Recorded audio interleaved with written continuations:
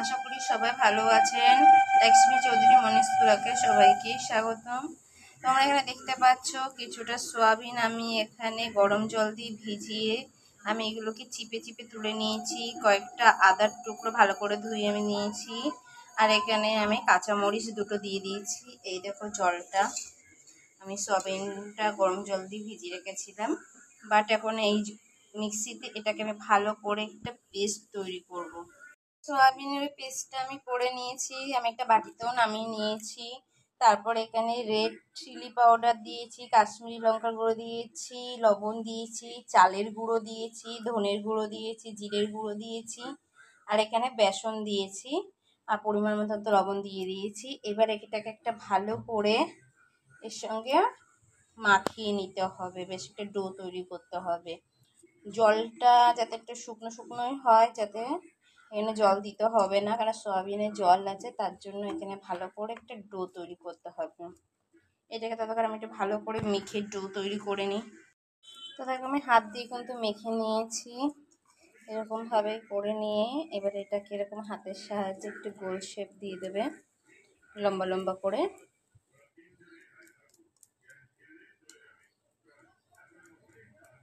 হাতে এরকম করে করে একটু নাড়িয়ে দেবে, এরকমভাবে একটা প্লেটে তুলে নেবে। প্রত্যেকটা এরকম করে শেপ দিয়ে দিতে হবে, একটু বড় বড় করেই দেবে, লম্বা লম্বা করে, যাতে দেখতে ভালো লাগে, তার জন্য এরকম এরকম করে নাড়াবে হাতে, দেখবে সুন্দর করে শেপ চলে আসবে।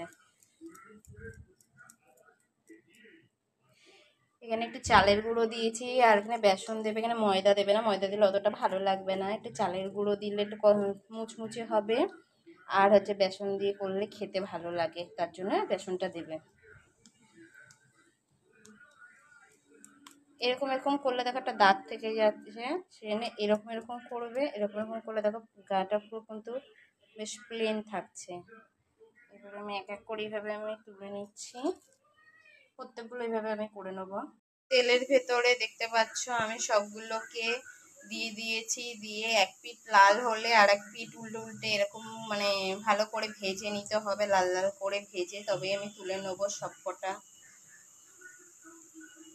পিঠ ভেজা হয়ে গেছে বলে আমি আর এক পিঠ আমি উল্টে দিয়েছি, আর তেলটাকে একটু নাড়াচাড়া করে চারপাশটা কিন্তু এরকম ভাবে একটু কড়াইতে দিয়ে দেবে, এতে সব পাশটা একটু তেলটা যায় এবং ভাজাটা বেশ ভালোভাবে সুন্দর করে যেন হয়। একটু কড়া করেই লাল করে ভাজবে, দেখতেও ভালো লাগবে, খেতেও ভালো লাগবে। আমি এক পিঠ ভেজে নিই, তারপরে বলছি।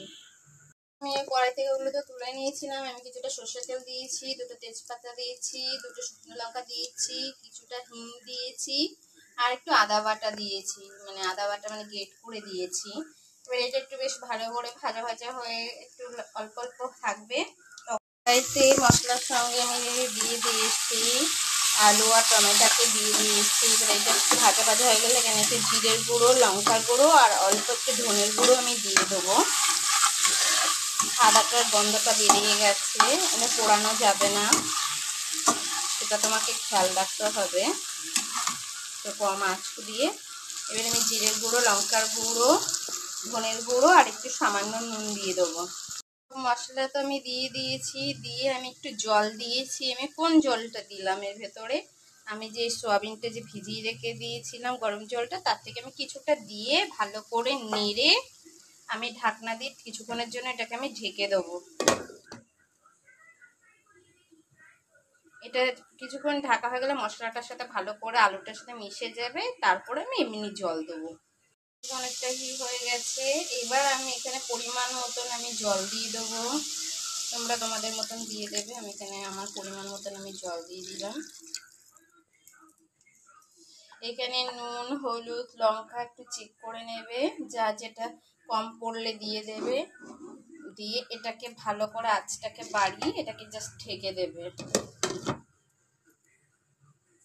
ভেতরে আমি ভেজে রাখা সোয়াবিনগুলোকে আমি দিয়ে দিয়েছি, দিয়ে আমি একটু ঢেকে দিয়েছিলাম।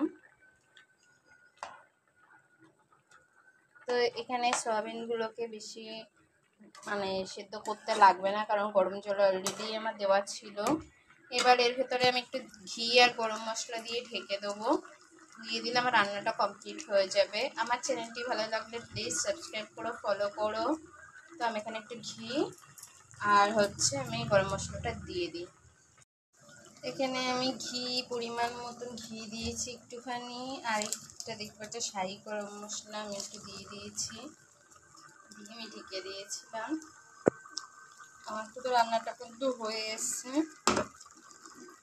আমার চ্যানেলটি ভালো লাগলে প্লিজ তোমরা সাবস্ক্রাইব করো, ফলো করো।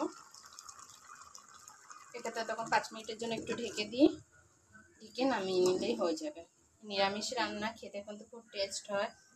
রান্নাটা কমপ্লিট হয়ে গেছে, আমি নামিয়ে গ্যাসটা অফ করে দিয়েছি। নিরামিষ রান্না খেতে কিন্তু খুব সুন্দর হয়, আর ঘি আছে, আদা বাটা আছে, গরম মশলা আছে, আর সয়াবিনের পুরটা খুব ভালো লাগে। একবার বাড়িতে প্লিজ ট্রাই করো। আমার চ্যানেলটি ভালো লাগলে প্লিজ সাবস্ক্রাইব করো। এখানে ভিডিওটা শেষ করছি। সবাই ভালো থাকবেন, টাটা, বাই বাই।